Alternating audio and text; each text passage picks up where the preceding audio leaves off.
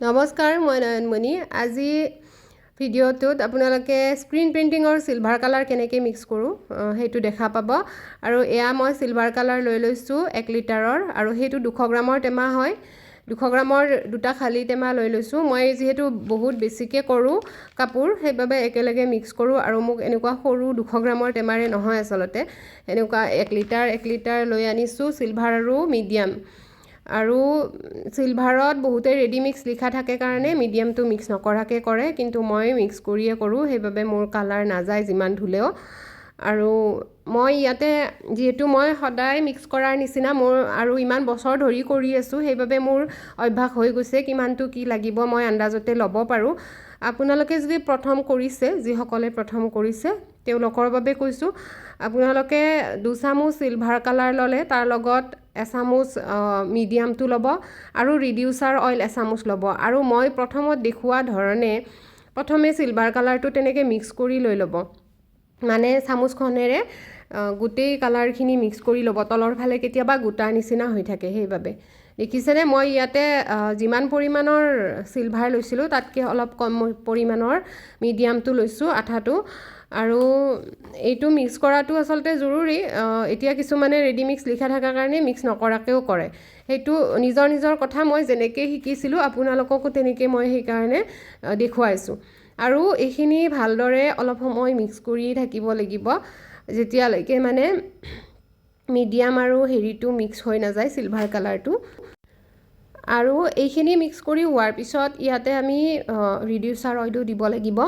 আৰু মই কৈছোঁৱে, যিহেতু মই বেছিকৈ কৰোঁ, এদিনতে ভালেকেইযোৰ কাপোৰো বনাওঁ, সেইবাবে মোক চিলভাৰ কালাৰটো বেছিকৈ দৰকাৰ হয়।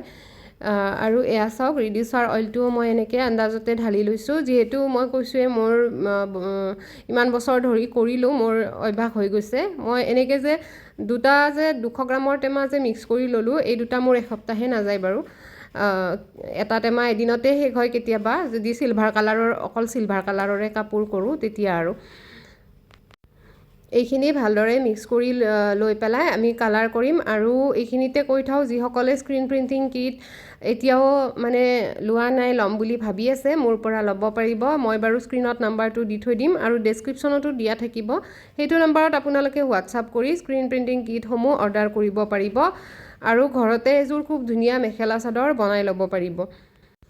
এতিয়া এইখিনি মিক্স কৰা হৈ গ'ল মোৰ। আৰু এযোৰ প্ৰথমে জবা ফুলৰ ডিজাইনৰ কাপোৰ বনাইছিলোঁ, স্ক্ৰীন প্ৰিণ্টিং কৰিছিলোঁ। ইয়াতে মই মাজত গেৰ ডিজাইন দি দিছোঁ, সেইবাবে। আৰু গোটেই চাইডে চাইডে দি দিছোঁ, মেখেলাত 4 লাইন, আঁচলত 4 লাইন, তেনেকৈ।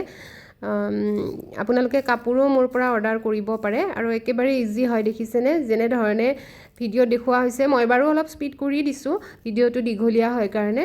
ঠিক তেনেধৰণে খুব ধুনীয়াকৈ উঠি যাব। এয়া চাওকচোন, মই অকণমান দেখাই দিছোঁ। গোলাপ ফুলৰ ডিজাইন এটা কৰিছিলোঁ গ্ৰে কালাৰৰ কাপোৰ এযোৰত। স্ক্ৰীনখনৰ ফুলটোৰ ওপৰত কালাৰখিনি নিদি ছাইডত দিব, তাৰপিছত এনেধৰণে টানি আনিব। আৰু চিলভাৰটো কৰিব যে ইমান বেছি ভাল লাগে, মই বেছিভাগ চিলভাৰ কালাৰটোৱে কৰোঁ কাপোৰত, মানে সোনকালেও হয় কৰা, আৰু একোৱেই দিগদাৰ নাপায়, খুব ধুনীয়াকৈ ডিজাইনটো উঠি যায়, যদিহে মিক্স কৰাত আপোনালোকৰ কালাৰটো ভাল হয়। এয়া চাওক, এইযোৰ চিলভাৰ কালাৰেৰে বনাইছিলোঁ ডাৰ্ক গ্ৰে কালাৰ কাপোৰত। কাপোৰযোৰ খুব ধুনীয়া হৈছে, আৰু যদি কাপোৰযোৰো আপোনালোকে অৰ্ডাৰ কৰিব বিচাৰে কৰিব পাৰিব। আৰু একেটা ডিজাইনে মই অৰেঞ্জ কালাৰৰ কাপোৰ এযোৰত কৰিছিলোঁ। এইযোৰ কাপোৰো বৰ্তমান মোৰ হাতত আছে, যদি ল'ব বিচাৰে ল'ব পাৰিব। একেবাৰে ইজি হয় কৰিবলৈ। ভিডিঅ'ত যেনেধৰণে দেখুওৱা হৈছে ঠিক তেনেধৰণেই কৰা হৈছে।